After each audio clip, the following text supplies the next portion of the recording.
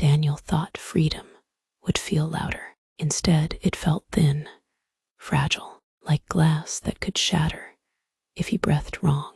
The diner hadn't changed, but he had. Every reflection in the stainless steel counter felt delayed, like his body arrived a second before his soul. Claire watched him carefully those first weeks, not suspicious, attentive, as if one wrong word might reopen something that had finally scarred over. Daniel slept in the small back room.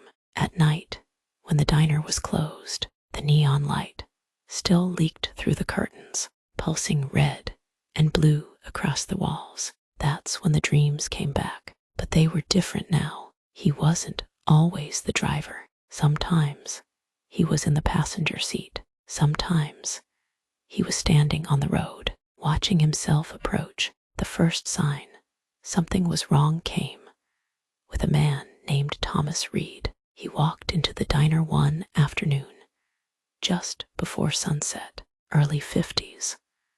Ordinary face, forgettable in a way that made Daniel uneasy. Thomas ordered pie, cherry. As Daniel refilled his coffee, Thomas looked up. "You don't remember me," he said calmly. Daniel's heart skipped. "I'm sorry." Thomas smiled. "That's okay. You weren't supposed to." Claire looked over from the register. "Everything all right here?" "Perfect," Thomas said. "Just catching up." Daniel felt cold. Later, Thomas left a folded napkin on the table. Inside was a date, 3 years ago, the night of the accident, and beneath it, 4 words. "You weren't alone."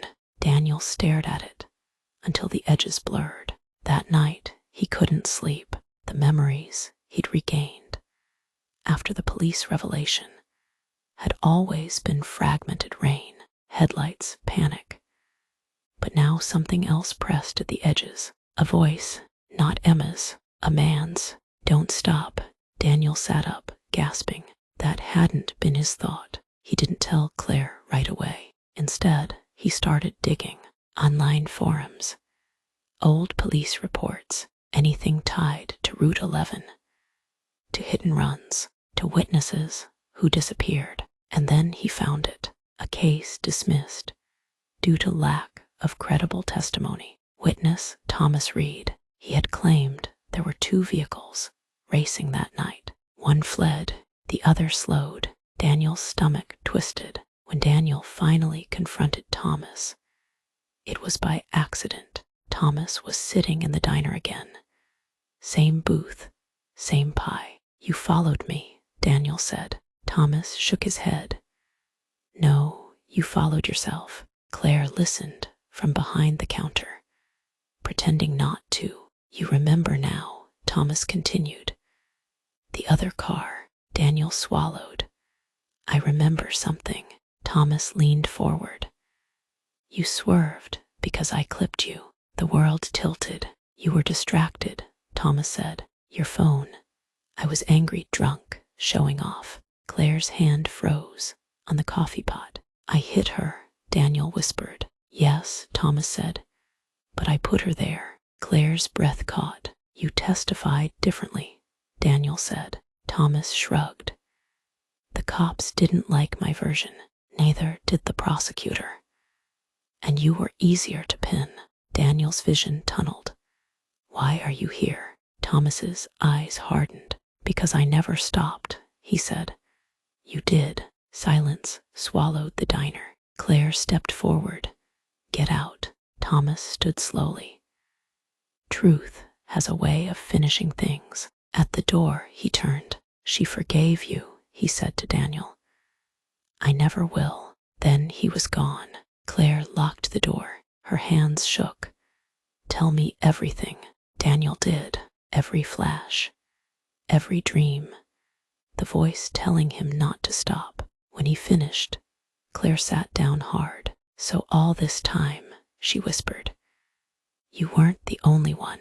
"No," Daniel said, "but I'm still guilty." She laughed suddenly, sharp, broken. "Of course you are." She stood. "I need air." Daniel followed her outside. The sunset bled across the sky. Emma had loved sunsets. Claire whispered, "Do you know what this means?" Daniel nodded. Justice was incomplete. "No," she said. "It means I chose the wrong monster." The second shock came weeks later. Detective Ruiz called. "Daniel," he said carefully, "we found something." "What?" "A dash cam." Daniel's blood ran cold. A truck driver uploaded old footage while cleaning his cloud storage. Ruiz continued. "It captured part of the incident." "And," Daniel whispered, "and Daniel, you didn't hit her first." The world stopped. Thomas Reed's car appeared first in the footage, speeding, swerving. Emma stepped into the road after the first impact, disoriented. Daniel's car came second. He could have stopped. He didn't. The truth was worse than innocence.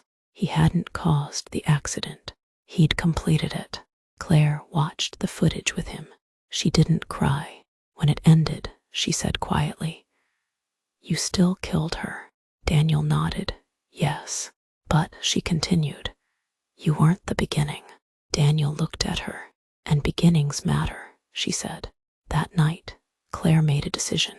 She reopened the box in the garage. Not the clippings, a different one. Inside was a gun. Daniel's heart dropped. "Claire," she looked at him calmly, "I'm not going to shoot you. That's not comforting. I'm going to find Thomas."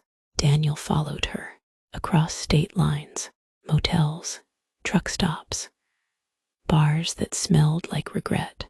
They finally found him in a town that barely existed. Thomas laughed when he saw them. "You two look tired." Claire raised the gun. Daniel stepped between them. "Don't," he said. "This won't fix it." Thomas sneered. "You already ruined everything." Claire's hands trembled. "Do you know," she whispered, "how many nights I imagined killing someone?" Thomas tilted his head. And now I know," she said softly, lowering the gun. "It wouldn't bring my brother back, or Emma, or you back to being human." Thomas's smile faded. Police sirens echoed in the distance. Daniel had called Ruiz. Thomas ran. He didn't get far. The final twist came later, after Thomas's arrest, after the trial reopened, after Daniel testified against him. Claire sat alone in the diner one night, reading old letters from her brother. She noticed something she hadn't before. A name. Emma. Her brother had known her, not casually. They'd been dating. Emma wasn't just a stranger. She was family. Claire dropped the letter. Everything connected. The diner, the road, the forgiveness that came too easily. Some grief finds you no matter where you hide. Daniel learned the truth last. Claire told him quietly. He didn't speak for a long time. Finally, he said, "So we were always meant to meet." Claire nodded. "Looks like it." Outside, the neon sign flickered. Not tired, just alive.